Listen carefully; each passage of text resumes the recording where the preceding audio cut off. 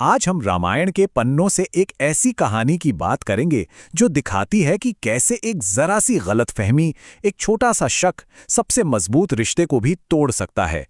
ये कहानी है दो भाइयों की। तो चलिए चलते हैं किष्किंधा राज्य। यहाँ रहते थे दो भाई, बाली और सुग्रीव, और इनका प्यार भाई ऐसा था कि मिसालें दी जाती थीं। मतलब एक ऐसा बंधन जिसे तोड़ना नामुमकिन सा लगता था।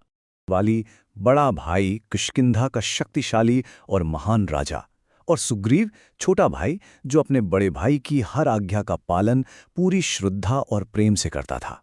देखिए, उनका जो राज्य था ना, वो पूरी तरह से वफादारी और धर्म के उसूलों पर चलता था। इसका आदर्श कौन था?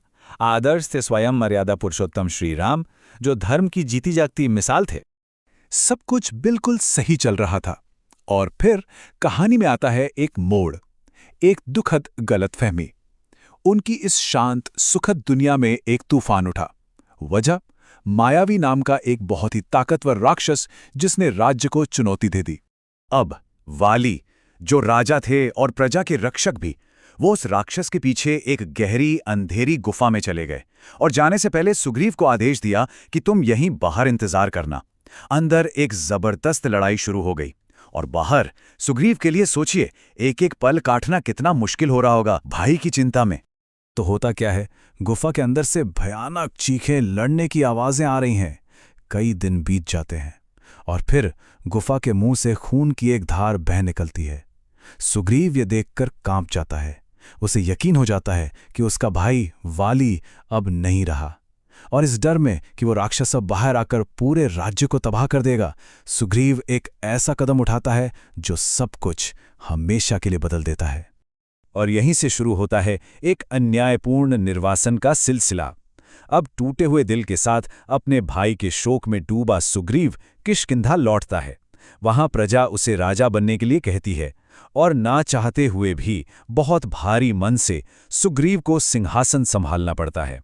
लेकिन कहानी में एक और मोड़ था। वाली मरा नहीं था, वो जीत गया था। और जब वो इतने लंबे समय बाद उस राक्षस को हराकर वापस लौटा, तो उसने क्या देखा?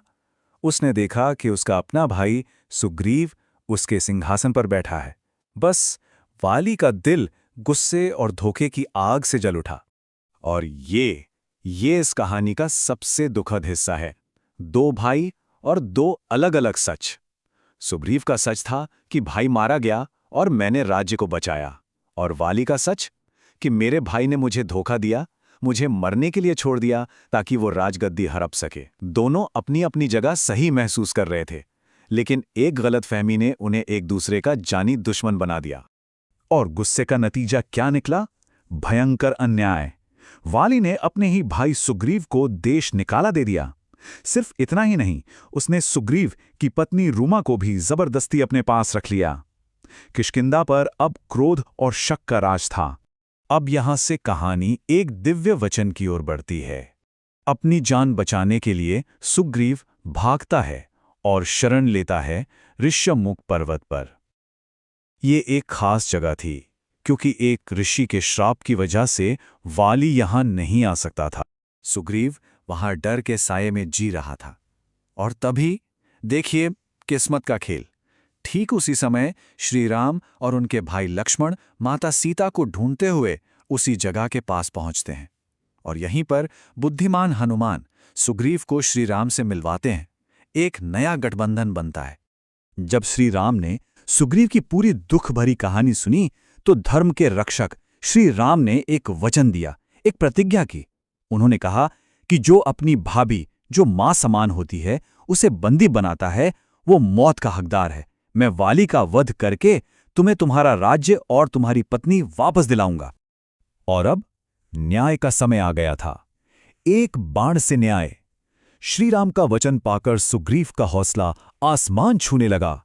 वो वापस किष्किंधा गया और उसने वाली को युद्ध के लिए, एक आखिरी लड़ाई के लिए ललकारा।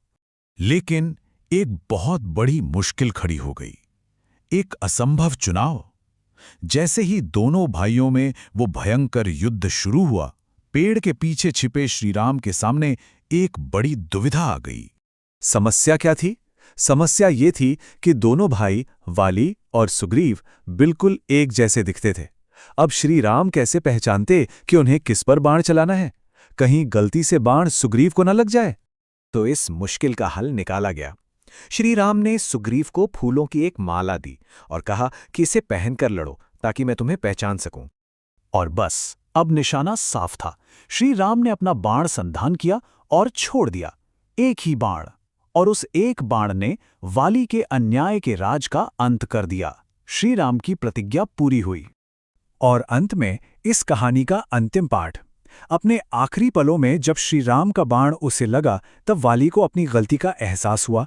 उसे सब कुछ समझ आ गया और उसने श्री राम और अपने भाई सुग्रीव दोनों से माफी मांगी। तो इस पूरी त्रासदी की जड़ क्या थी? एक शब्द में कहें तो मिथ्या बोध, यानी झूठी धारणा, एक गलत फहमी। बस इसी एक चीज ने दो भाइयों के अटूट प्रेम को हमेशा के लिए खत्म कर दिया। तो इस कहानी से हम क्या सीखते हैं? देखिए, सबसे बड़ी बात तो यही है कि गलत फहमी जब उसमें गुस्सा मिल जाता है तो वो सबसे मजबूत रिश्ते को भी तबाह कर सकती है। पूरी सच्चाई जाने बिना कोई भी कदम उठाना बहुत बड़े अन्याय को जन्म दे सकता है। लेकिन अंत में धर्म और सब्र की ही जीत होती है। और हाँ, माफी ही शांति का असली रास्ता है। तो आखिर में एक सवाल हम सबके लिए, अगर एक गलतफहमी इतना ज्यादा दर्द और तबाही ला सकती है, तो हमारे अपने जीवन में एक दूसरे को समझने और बात करने की कितनी ज्यादा अहमियत है। सोचिए, बस एक पल के गुस्से की जगह अगर एक सवाल होता, अगर वाली ने बस एक बार पूछ लिया होता कि सुग्रीव तुमने ऐसा क्यों किया, तो इस कहानी का अंत कितना अलग होता।